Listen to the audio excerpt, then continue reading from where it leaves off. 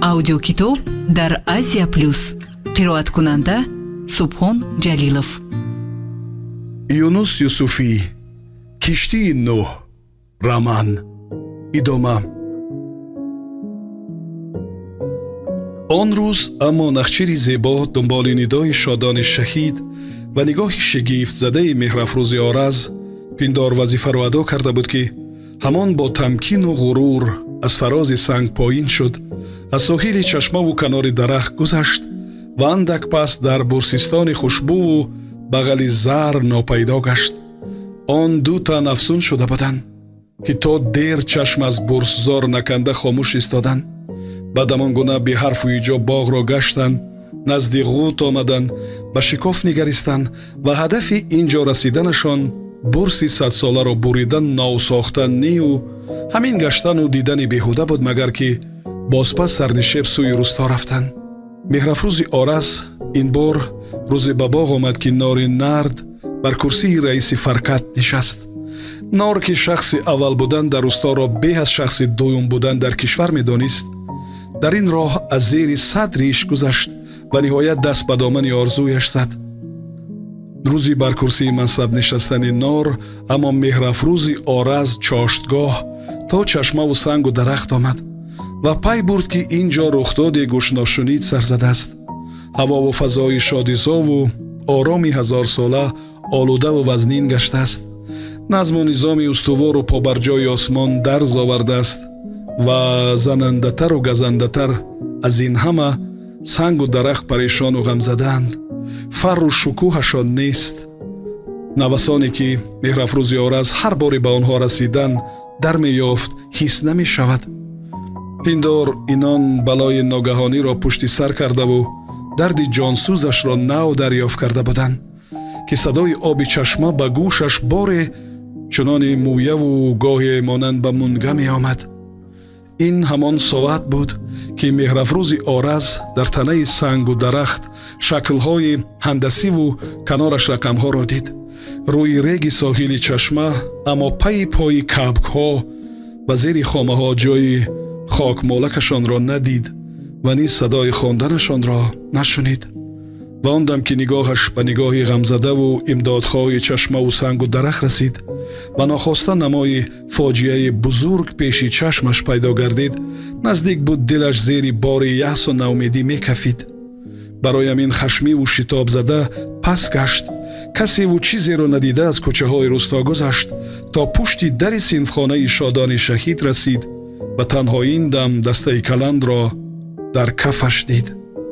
фурсатҳо баъд он рӯз, ки додгоҳ фоҷиаи чӣ гуна дар гулмайдон зери шаддаи булдозери зард мондани ӯро бозҷӯӣ мекард, нори нард рӯ ба додситон ин рухдодро далер меоварду мегуфт: шодони шаҳид як тани фитнаву ифротист. Меҳрафрӯзи Ораз ба маслиҳати ҳамин мактабро тарк карду шабу рӯз каланд дар даст дар дили кӯҳ мегашт. бо каланд ҳатто сари хон менишасту чанди пеш каланд сари китф ба мактаб низ омада буд. сабаби худро зери чархи булдозер андохтанаш ҷунунаш буд. он рӯз аммо шодони шаҳид хомӯш дари синфхонаро баст, ба касе нигоҳ накарда аз ҳавлии мактаб баромад ва чун медонист Меҳрафрӯз аз пасаш равон аст, ҳамон гуна бо шитоб то хона омад, аз дарвоза даромад. чӣ гап аст додар? Меҳрафрӯзи Ораз инак хашм ба худ мегирифт дар дил, ки боз ҳам эҳсосот дар ба бандаш оварду ошуфтаву парешонаш кард. ҳамаро аз ёд баровард. каланд дар даст ба мактаб омад ва хандасори дӯсту душман гашт ва ба умеди дарду ранҷи ин андешаи тавонкоҳро каме сабук гардонидану назди шодони шаҳид рӯ сафед кардан, чашм дар чашми ӯ ба дард гуфт: чашмаву сангу дарахт мегириянд. сангу дарахт мегириянд? мегириянд. сангу дарахтам ҷон доранд, дил доранд. шодони шаҳид ишора ба каланди дасти ӯ сар ҷунбонд. вақти шӯхӣ нест. дар сапартофта омадам. шӯхӣ намекунам. дар танаи сангу дарахт бо ранги сурх иероглифҳо навиштанд. гирду пеши чашма бӯи бегона мекунад. кабгона мехонанд. аз дурдаст садои тун даромад.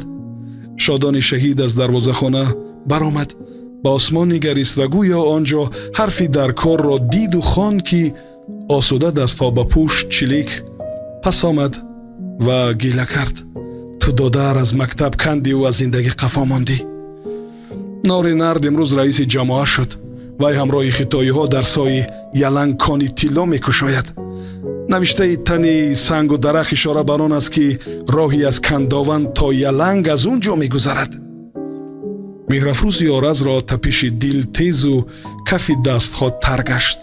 аламу хашм бозпаш дар чангаш овард, вале худро нигаҳ дошт ва пиндор раис шудани Нор кирои гуфтану шунидан намекард, ки ба алам суханро сӯи дигар овард. нори нарду хитоӣ наметавонад коли тилло кушояд. ин корро фақат ҳукумати кишвар мекунад. шодони шаҳид ҳамон гуна ором афзуд: дуруст, вале фаромӯш накун, ки нори нард раиси ҷамоат аст ва ту медонӣ, ки вай як зоға 100 зоғ мекунад. лозим шавад гури обову бобоша оташ мезанад ва ба ҳар роҳ шарики ин кор мешавад.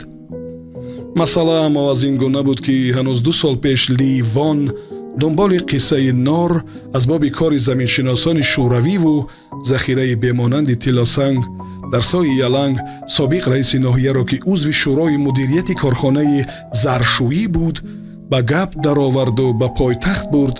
аз бойгонӣ он аснодро ёфтаву нақшае низ сохтаву кушодани ин конро аз сӯи ҳукумати ноҳия ва ҳукумати кишвар пешниҳод карда буд. шодони шаҳид он рӯз ба меҳрафрӯз қисса кард, ки нори нард дар нишастҳои хоса ба ҳамроҳонаш мегуфтааст, ки дӯсташ Ли Вон пас аз шунидани достони сои яланг 1 моҳ бойгониҳои Пекинро такурӯ кардаву харитаи 2000 соли пеш сохтаи чиниҳои ба ин ҷоҳо омадаву тиллоҳои худрӯро чидаву бурдаро кофтааст, вале ҷое аз он нишон наёфтааст. ва рӯзе ки ноумед ба хона бармегаштааст, поҳош ӯро ба сияҳбозоре бурдаву бо роҳибе рӯбарӯ карданд, ки дар хонақоҳи бағали ҳимолой ба сар мебурдааст ва гаҳгоҳе бозори ин шаҳр ба мулоқоти муршидаш меомадааст. роҳиб ҳоли хароби Ливонро дидаву гуфтааст, ки он чи ту меҷӯӣ дар ин шаҳру дар ин бозор нест. агар заҳра дориву тарс аз душворӣ надорӣ, аз пасам биё. ба гуфти Нор, Ливон 1 ҳафта бе обу нон дунболи он мард раҳ сипардааст ва аҷиб бимудааст, ки дар ин муддат роҳиб боре ба ӯ нигоҳ накардааст. ҳарфе нагуфтааст ва аҷибтар аз он Ливон ҳеҷ хаставу гушна намешудааст. нори нард лоф задааст, ки Ливони дӯсташ иҷозат додааст, ки вай он харитаро ба даст гираду ба нақшу нигори монанд ба сӯзанияш нигарад. ва аз он порчаи чун латтаи нимсӯхта бӯе меомадааст, бадтар аз бӯи ишкамбаи гови дар офтоб афканда. дар харита аз кандовану фаркат нишон нест, гуфтааст Нор. аммо заркӯҳу сои яланг чунон равшан омаданд, ки пиндор ҳамин дина кашида бошанд. кӯҳ ба ранги сабзу сой ба ранги зард. борон сар кард. пиндор нахустин чакраҳои он андӯҳу дард оварданд аз осмон, ки дили меҳрафрӯзи Ораз лабрези яъсу наумедӣ гашт. хомӯш дасти дӯсташро ба каф гирифту фишурд ва ҳамон гуна, ки аз бағали кӯҳ омада буд, касеву чизеро надида сӯи хона равона шуд.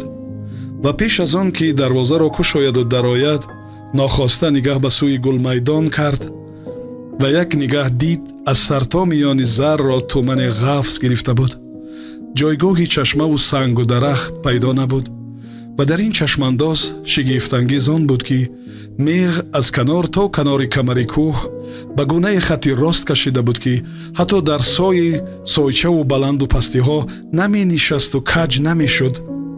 меғ бар шукӯҳу бузургии кӯҳ афзудаву пушти тури борон пурасрору тарсбораш карда буд. сукути ситабру собиту халалнопазираш, ки инак равшан ҳис мешуд, бори дили мардро дучанд намуд. гулафшон тухми мурғи холӣ дар даст гирди хона мегашт ва онро аз оби гӯшаҳои бом пур мекард. мард баробари дидани зан ба ёд овард, ки пас аз омадани баҳор ин борони нахустин аст. чӣ кор мекунӣ? гулафшон тухмро чун чизи ноёбу гаронбаҳо нуги ангуштон гирифта назди меҳрафрӯз омад. шунида будам, ки оби 4 гӯшаи бома дар тухми мурғ гириву нӯшӣ. занро давоми сухан дар даҳон монд. мард каланде аз бағали зар ба мактаб фуровардаву ба айвони шодон даровардаву саранҷом то хона овардаро пеши по партофт. ҳамсарро оғӯш кард ва он гуна ки аз даврони донишҷӯӣ то акнун ҳамеша мекард, сар рӯи шонааш овард. бӯи маҳину бомаззаву меҳрубону ошно ки аз гардану гӯнаҳои ӯ меомад, зарфи танашро пур кард. вай чашмҳоро баст, жарфтар дар он бӯ фурӯ рафт ва ногоҳ худро ва ӯро бозичае дар дасти зиндагии фитнаву номард дид. ва пиндор ҳамон бӯи тани зан инак ба ақлаш таккон задаву чашмашро боз карда буд ки ба дард андешид ин гандапири кинагир. ҳеҷ гоҳу ба ҳеҷ роҳ онеро ки виҷдону имон дорад худро одам мешуморад, аз роҳи шарафу мардӣ гом мебардорад, шод будану нафаси осуда кашидан намегузорад. ин каҷпушти ифридрӯ танҳо комёнҳоеро ширин мегардонаду бар тахти бахт менишонад ки ҳарчи бештар фурӯмояву нокасанд. ва барои он ки андешаи астарваниро ҳатто ба муддати андак аз мағзи зан ронад ва талхии заҳри дар кавореш ҷамъшударо камтар гардонад ва аз ин роҳ худро ва ӯро фиреб диҳад, пиндор аз ғайб муждаи шодизое расида будаш ногаҳ ки бо лаҳни болидаву шод гуфт: тобистон ки дарахтҳо андак ҷон гирифтанд, дару дарвозаро мебандему меравем аввал Самарқанд, хонаи Маҳтобу Гулшан. ёдат ҳаст бахтачиниҳои Гулшан? мегуфти одам не мошин аст. рӯзҳое буд ки баъдаш медидам ва гоҳе аз наздикҳош ҷӯя мегирифтаму дастоша ба мушоҳида ки бинам чӣ тавр мечинад, ки дар як дам фартукаш дам мекунад. аммо ба рози кораш намерасидам ва бегоҳ роҳбари гурӯҳ мана миёни давра кашида ба тамбаливу коргурезӣ муттаҳам мекарду Гулшана ба заҳматдӯстиву далерӣ. онҳо дар айвон канори ҳам нишаста буданд. садои борон навозандаву оромбахш буд.